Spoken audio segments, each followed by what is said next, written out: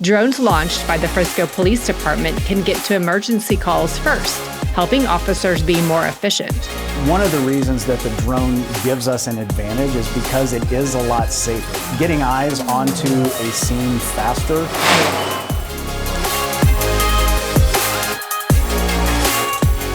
Since we started in 2019, we've gone from 1 drone, 1 pilot to about 23 ground drones and 21 pilots.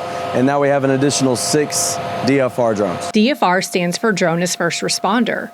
Pilots working in the Real-Time Information Center, also known as the Arctic, will send a drone to an emergency call to get eyes on the situation. Almost anything can prompt the launch of a drone. The drones can make it to an emergency quickly, allowing officers in the Arctic to determine the seriousness of a situation. One of the most important things to know about this program is that this is not a replacement for a police officer responding when a police officer needs to respond. The information gathered by the drone helps determine if an officer needs to continue to respond to a call or if more officers should respond.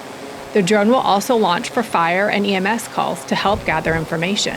We do have to have a legitimate response for service in order to utilize the drone. All 21 pilots at the Frisco Police Department are licensed to fly the drones. Every single pilot is Part 107 certified, meaning we've gone through the training, we've taken the test through the FAA to get certified. On top of that, we have monthly trainings. The drones stay locked on the horizon when flying to an emergency. The camera is focused on the horizon, not on the ground. The drones do not have weapons on them. There is no way that they would be or could be weaponized in any capacity. And the drones cannot fly on their own. Each time that the drone launches, it has to be controlled by an actual pilot. The drone will never leave its box without the command of a human pilot telling it to do so.